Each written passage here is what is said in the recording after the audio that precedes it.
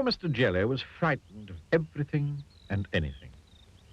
At the slightest little thing, he would quiver and tremble and shake, turn to jelly. So it's not really surprising to find that Mr. Jelly lives as far away from anybody as he can. In the middle of a wood, miles and miles from anywhere. This story begins one morning when Mr. Jelly was asleep. It was a beautiful autumn morning. The sun was shining, the leaves on the trees had turned to a glorious red, and the wind stirred gently in the treetops. A single leaf fell gently from the tree right outside Mr. Jelly's house and quietly brushed against his bedroom window as it fell. Mr. Jelly woke with a start. What? What's that terrible noise? Oh, heaven, oh, the house is falling down. It's an earthquake. It's the end of the world. Oh!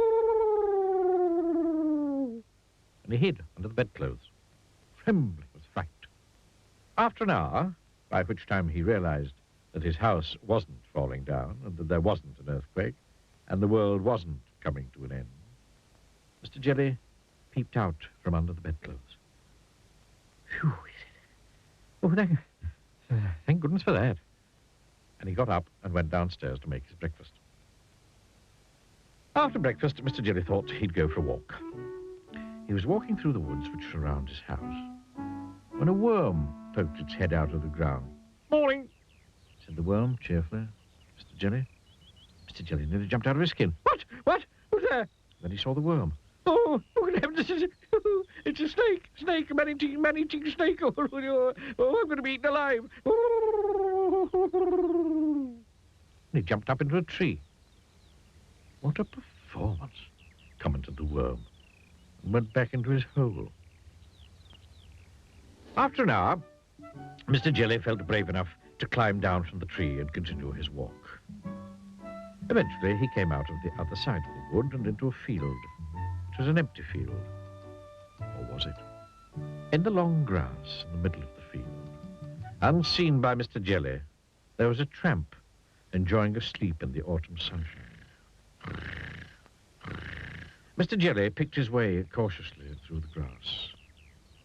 The tramp, fast asleep, snored. Oh, what was that? What was that? Shrieked Mr. Jelly. It's a lion. I heard it growl. Oh, goodness gracious. Oh, dear me, a huge lion with enormous teeth. A huge lion with enormous sharp teeth that's going to bite me in two. A huge, ferocious lion with enormous sharp teeth that's going to bite me in two, if not three. And he fainted. All this commotion awakened the tramp, who yawned, stretched, sat up, and saw Mr. Jelly lying on the ground beside him. Oh, dear, he said. He was a kindly tramp. Oh, dearie me. And he picked up Mr. Jelly and placed him gently in the palm of his hand. Mr. Jelly came to and sat up, rubbing his eyes. And then he saw the tramp's face looking at him. Oh, disaster. Oh, he screamed. Oh, calamity. It's a giant, an ogre. Oh, gracious, he's going to have me for breakfast. My, said the tramp gently.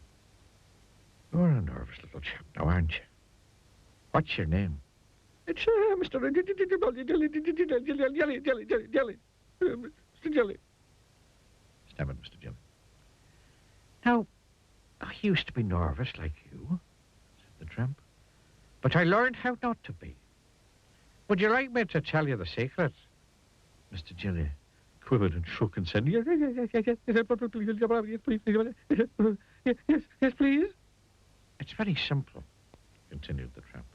All you have to do is to count up to 10, and you'll find that whatever's frightening you isn't quite so frightening after all.